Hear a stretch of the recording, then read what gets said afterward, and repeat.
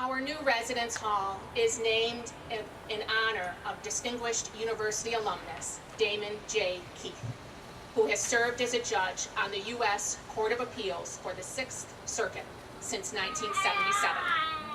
A native of Detroit, Michigan, Judge Keith is a 1943 graduate of West Virginia State, as well as a graduate of the Howard University Law School and the Wayne State University Law School. As a member of the federal judiciary, Judge Keith has earned a reputation as a defender of the constitutional and civil rights of all people. In U.S. v. Sinclair, commonly referred to as the Keith decision, the Supreme Court unanimously affirmed Judge Keith's landmark ruling prohibiting President Richard Nixon and the federal government from engaging in warrantless wiretapping in violation of the Fourth Amendment. Judge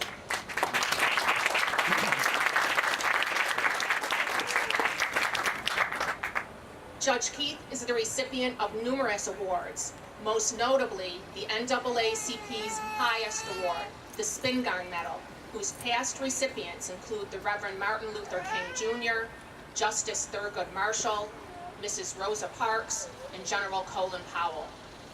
Other prominent honors bestowed upon Judge Keith include the American Bar Association's Thurgood Marshall Award, the Distinguished Public Service Award from the National Anti-Defamation League, and the Detroit Urban League's Distinguished Warrior Award. A biography of Judge Keith, written by columnist Trevor Coleman with a foreword by Mitch Albom, is entitled Crusader for Justice, Federal Judge Damon J. Keith. It is scheduled to be published this fall by Wayne State University Press. Please join me in welcoming Judge Keith. A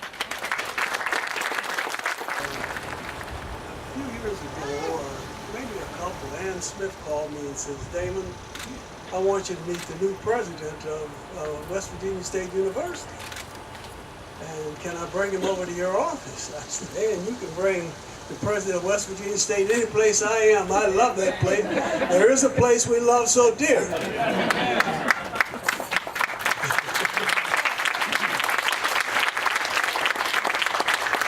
So Ann brought him over and we sat down and he looked through my chambers and we immediately noticed that our chemistry worked out beautifully. And I am a strong supporter of you, Dr. Hemphill, and I want to thank you for all that you've done to make this university even greater, and it will continue to become great because it's good.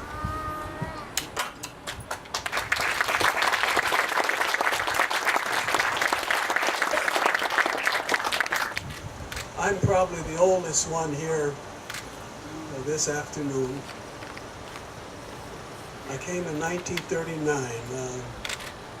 My father worked in the factory at Ford Motor Company.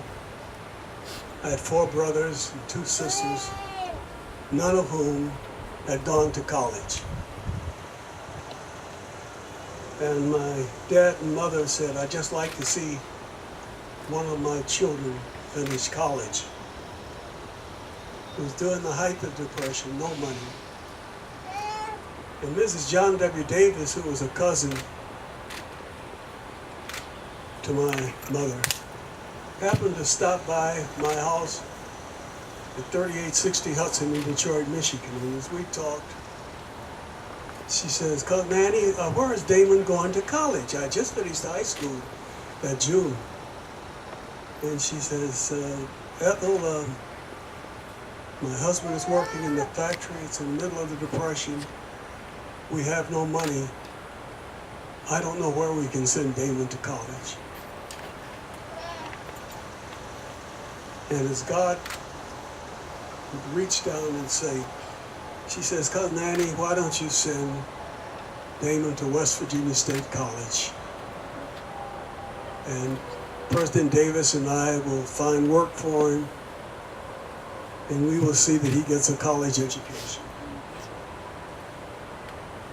So I came here and was in room 314C at Perlman Hall.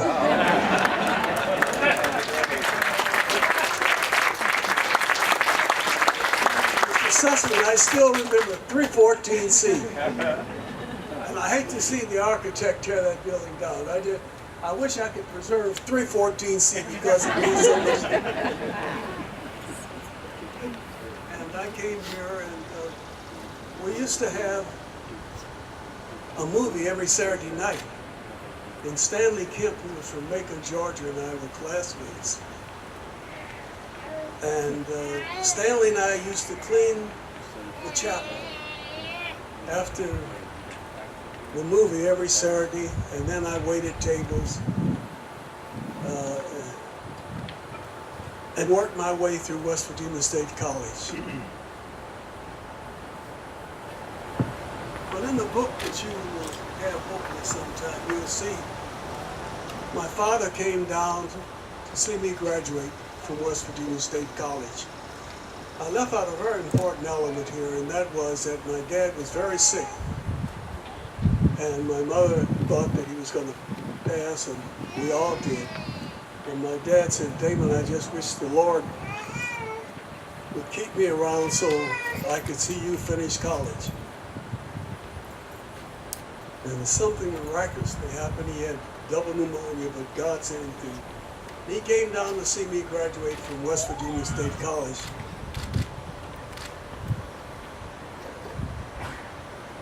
And after graduation, we were walking around this campus. And he said, Damon, God kept his promise to me. He kept me to see you graduate from West Virginia State College. And he said, I'm ready to go. I said, oh, Dad, you know, as we enjoyed the beauty of this thing, he said, well, like God carved this beautiful campus up. Well, it was during the middle of World War II, and I had served it for service. And then I went home, and 2 days after getting there, my dad passed, and I'm glad that he stayed here long enough to see me graduate from this great college.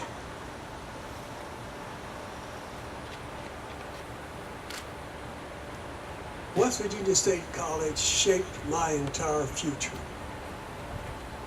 I had gone through school in Detroit from the kindergarten to high school, and I'd never had a black teacher. And when I came here to West Virginia State College, it was all black at that time. Dr. John W. Davis was the president. And he used to bring in these great leaders, Mary McLeod Bethune, Carter G. Woodson, Charles Hamilton Houston, Adam Clayton Powell, Channing Tobias. And we had black PhDs on the faculty. And it looked as though the cataracts in my eyes were taken off because of the experience I had here at West Virginia State College. I felt motivated by my dad's death and getting me here and seeing these great black leaders come and inspire us as young black students. So to come here, my dad and mother, I hope they are looking down to see this great facility that will bear my name for legacy. Because we're walking on floors we did not scrub. We're going through doors we did not open. But through this building, we're going to scrub floors so others can walk on and open doors.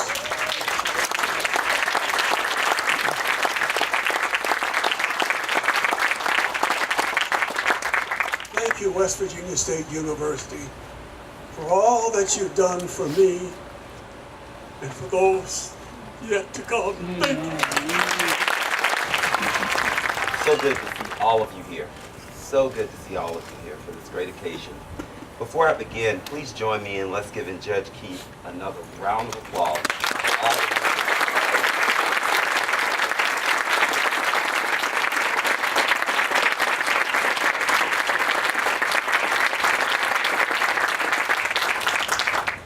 What Judge Keith didn't share is that the day that I walked to his office and I began to walk around and look at the images and the photos on the wall, I turned to Dr. Smith and I said, "You didn't tell me he was a living legend." I had no idea. And so I'm just very, very proud of this day and what we've been able to come together and do. So thank you.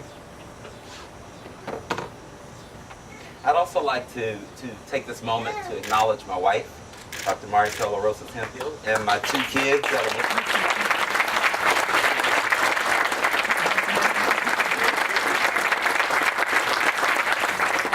And I can promise you that before I'm done, Catalina and Cruz will be speaking. So I can promise you that. I'd also like to acknowledge, I have quite a few family members here, and so if I could just have all of my family members, the Hemphill family, the Wilkins family, the Rosas family, I have all of my family members to please stand and be recognized.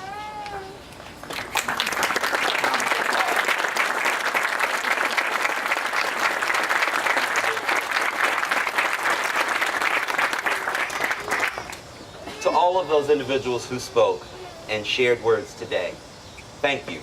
Thank you for your work in making this momentous occasion possible. In a few moments, we will join together and we will break ground on a modern, state-of-the-art residence hall, a home for future generations of Yellow Jackets, a symbol of growth and prosperity for this university. When I became president of West Virginia State University 1 year ago, I knew that there were many opportunities before us. Specifically, I knew we needed to create a solid foundation for our future with innovative thinking and a significant investment in recruitment and retention initiatives. We quickly brought together our campus stakeholders to determine areas we needed to concentrate on our efforts. We needed to provide a living and learning environment that would foster student engagement, but more importantly, student success. I was so pleased when our plans were approved by the West Virginia State University Board of Governors and the West Virginia Higher Education Policy Commission. To Chair Tom Sussman and members of the board, I say to you, thank you. You can have all of the vision in the world, but if you don't have individuals that believe in that vision, it's all for nothing. Thank you guys so much. Give my board a round of applause. Thank you.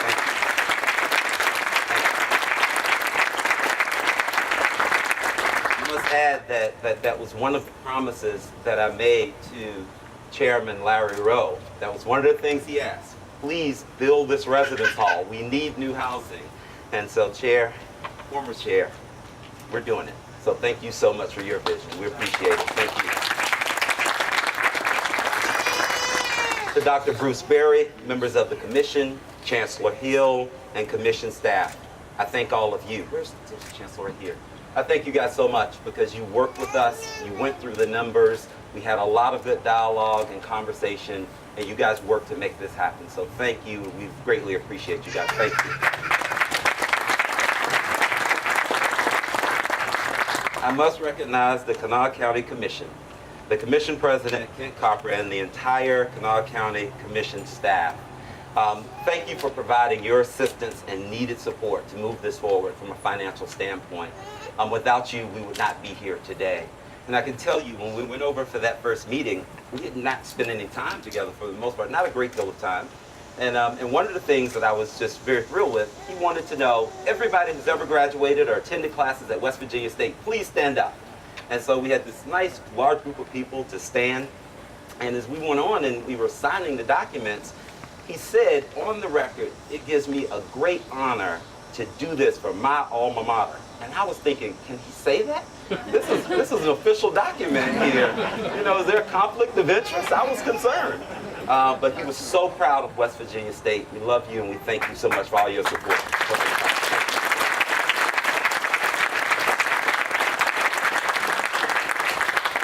I must also recognize and applaud the University Foundation, which has taken on a major role in this project. Well, it's more than a major role, they actually own it. Without their leadership and belief in the project, we would not be here as well. And so to Alan McVeigh and the entire foundation board, thank you as well. Let's give them a round of applause.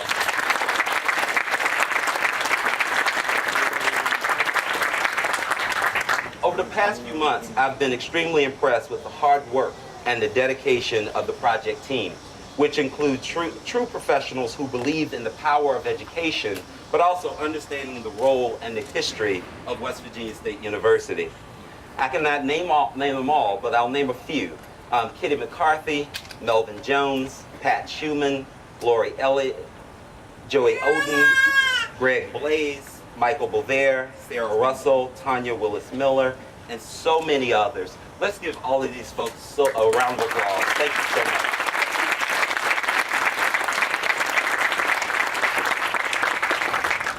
Today is a symbol of the strength of the State family.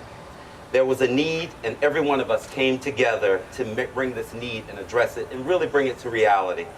I'm confident that we will continue to serve this university, the Kanawha Valley, and the state with the same dedication and determination.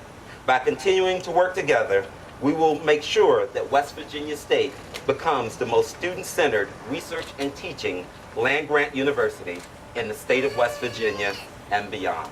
Thank you, and go State.